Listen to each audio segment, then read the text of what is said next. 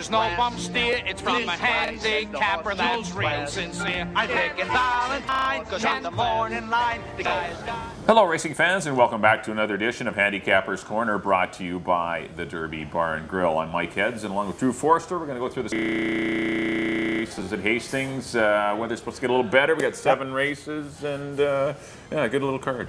Yeah, we've had a little rain over the week, so the track should be tightened up a little bit quicker.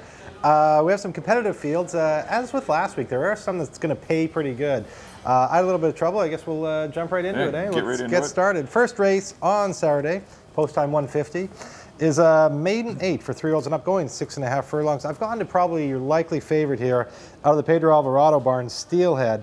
Amadeo Perez sticks with him. He ran once for 12.5. Ran into a horse there that I thought was well meant that day that we picked, Uncle Willard, out of the McPherson barn.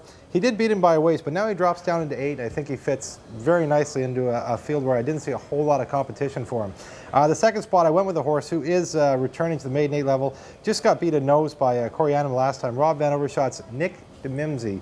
Keyshawn Balgobin retains the mount there, and he's another one, figures probably to be maybe your second pick in here.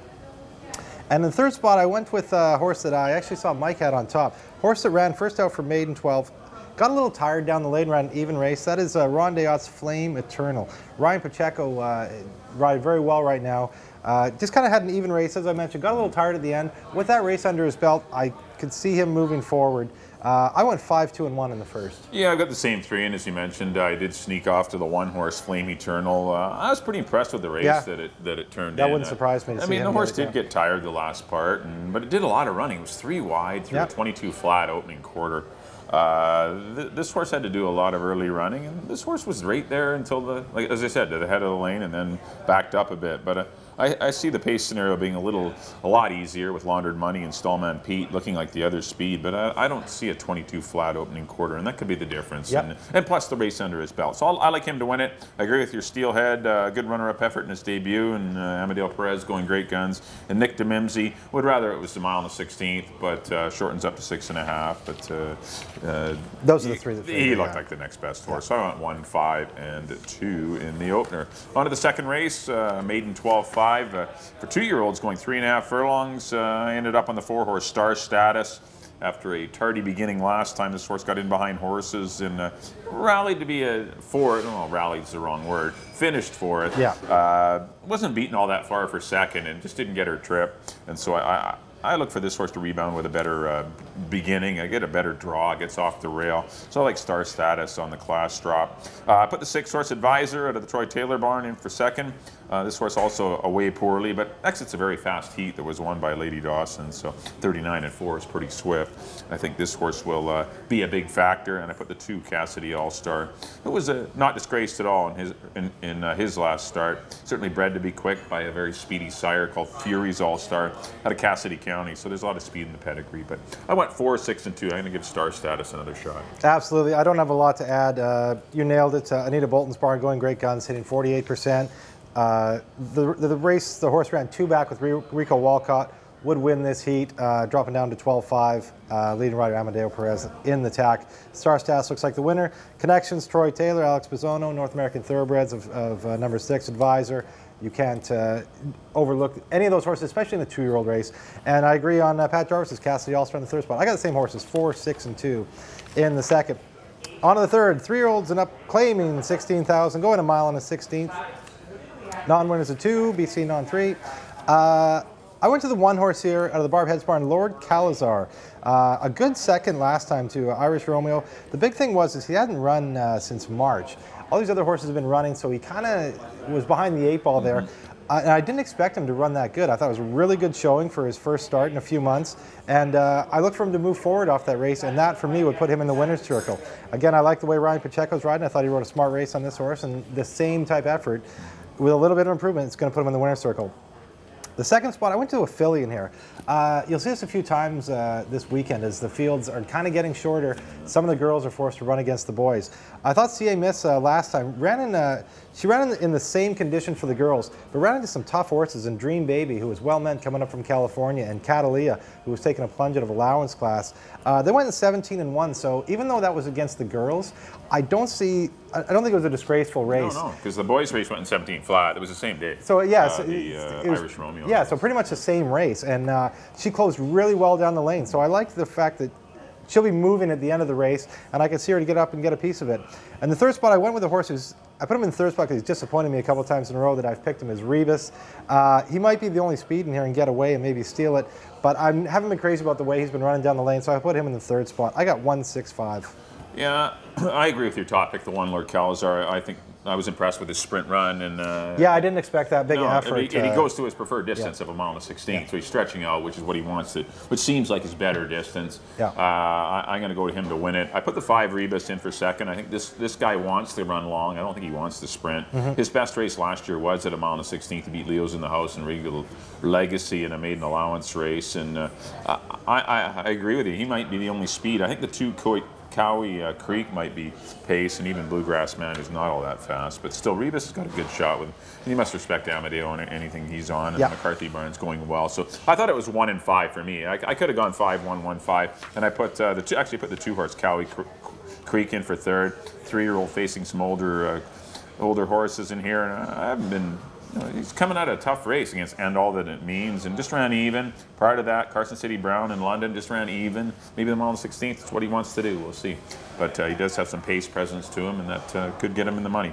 I went 1-5-2. I agree with your one, Lord Calazar.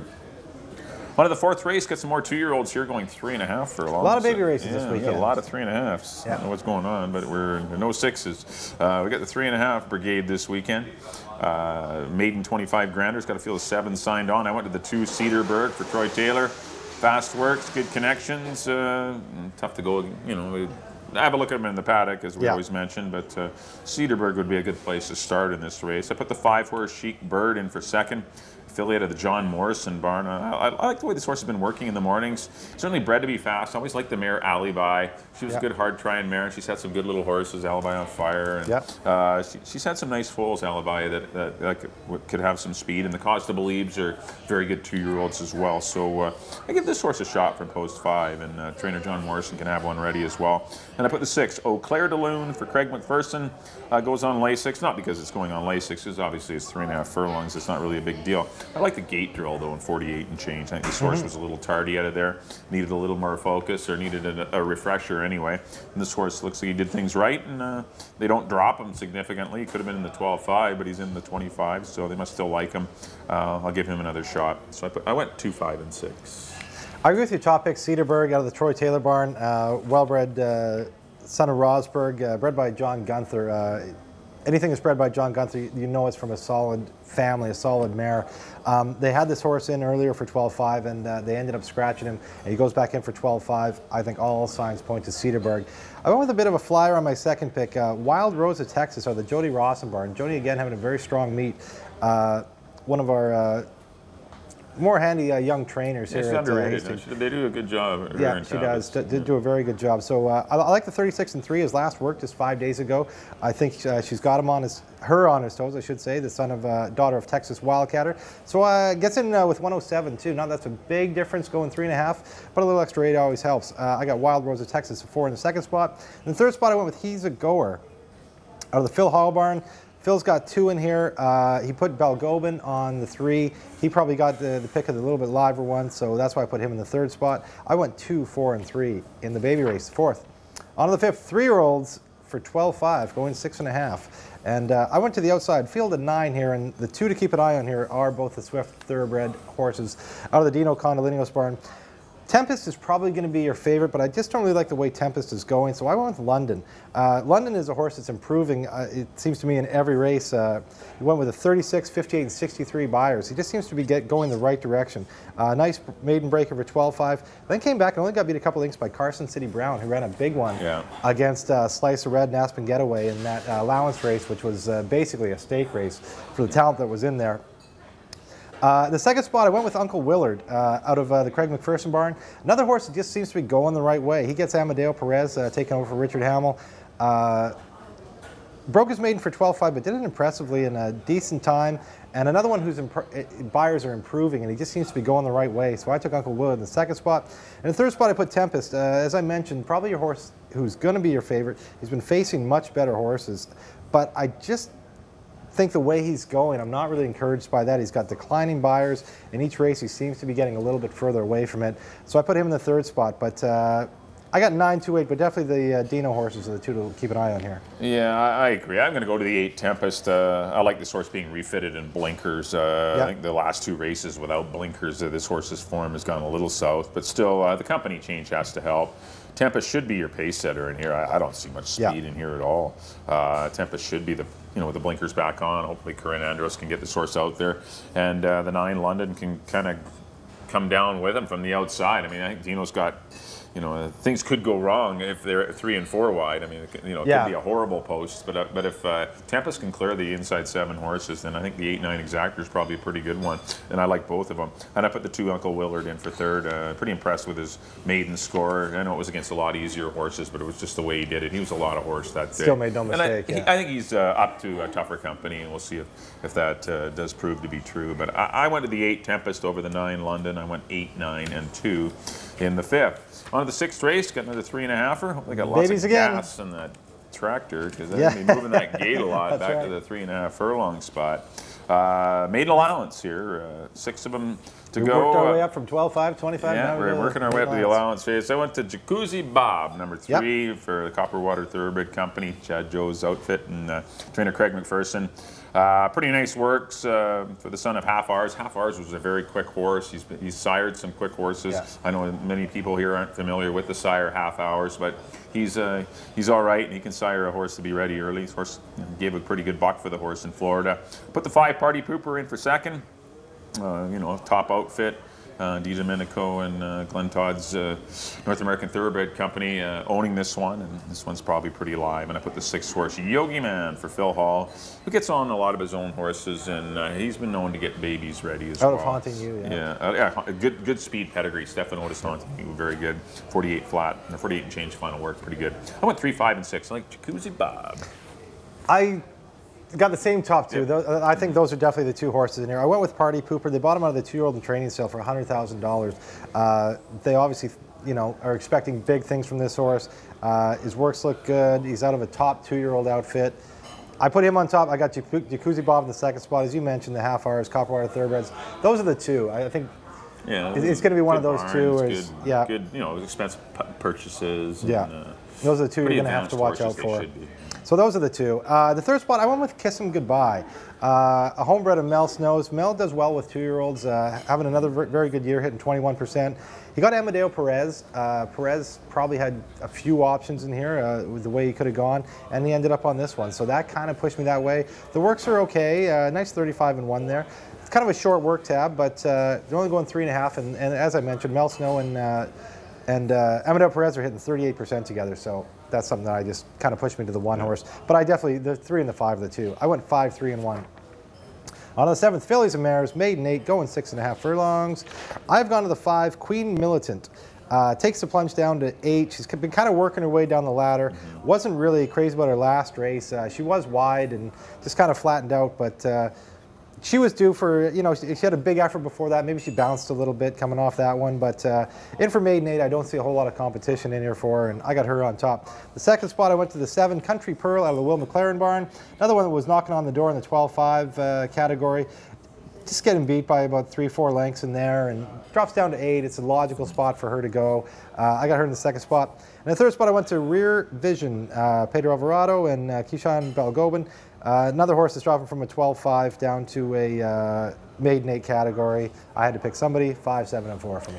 Yeah, I agree with the 5, Queen Militant. I think the blinker change will help Queen Militant. I don't know if the blinkers have helped this horse. Her form has not gotten any better since the blinkers went on earlier this year. She had the 1 runner-up effort, but it just seems like she's just not going, she's not progressing. So maybe the blinkers off and easier company will be the tonic, and Amadeo Perez servicing as well is always a plus. I agree with your 7 horse in the 2nd spot, Country Pearl. Good 3rd place run last time against what I thought was a pretty good, tough maiden 12.5. So I think this is much easier test for her, and I put the 2 Quiet. I had to go with someone for 3rd. I put Quiet Finality. Didn't fancy her last time, but she kind of got stuffed down on the inside in that race, and it wasn't quite a comfortable trip. So Ryan Pacheco returns to the saddle. He was aboard for that runner-up effort to Interactive Mining. So it's always a good thing to pay attention to those rider horse combos that do well. And but I do think Quinn Militant's your horse with Emil Perez. I went 5, 7, and 2 in the Saturday finale. That'll do it for our analysis of the 7-race Saturday program at Hastings. Hopefully the weather is good. And next up on screen will be a quick look at a quick recap of our selections. And here we go. Back in race number 1, I went to the 1 Flame Eternal, calling for a bit of an upset. I went 1, 5, and 2. Like it. In the second race, number 4, Star Status, 4, 6, and 2. Race number 3, I went back to that old 1, 5, 2 again. 1 Lord Calazar over the 5 Rebus, but I think you need both of them in the pick 4s, 1 and 5.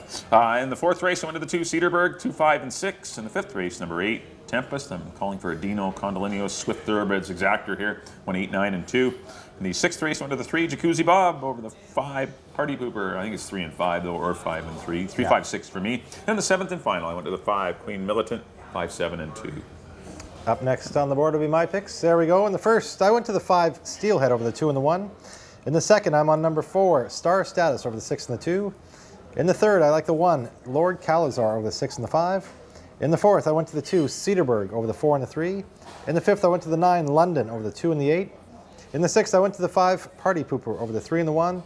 And in the 7th and final, I went to the 5 Queen Militant over the 7 and the 4. One thing I'd like to mention, you can always get our picks at the beer stands at Hastings. They're going to be handing them, or they're going to be at the stands. We're trying to get them in a few locations at Hastings, but it comes with a 2-for-1 Derby Bar and Grill entree coupon. As well as the overnight on the back, so you can see all the trainers, jockeys, horses, numbers, etc. And obviously it's free. The beer's not, but the beer is you got not to pay free for the beer. But you're going to get a hopefully we'll pay for the beer for you. Exactly. With our picks. Nobody's going to pay for our picks. But thanks everyone for tuning in to Handicapper's Corner. Don't forget live racing resumes on Sunday at 1:50. And if you can't make it out on Saturday or Sunday to Hastings, and you're out here in the South Surrey area, the White Rock area, come on out to the Derby Bar and Grill. Always a festive atmosphere, lots of TVs on all the simulcast racing as well as the big screen for Hastings. So and definitely a great time of year for simulcasting with Del Mar and Saratoga running. Yeah, no, it's a lot of great racing on the weekends at Del Mar and Saratoga, as you mentioned, as well as at Hastings. So that'll do it for this edition. On behalf of Drew, thanks for tuning in. We'll see you next time here at the Derby Bar and Grill. It says the great grandfather was equipoised.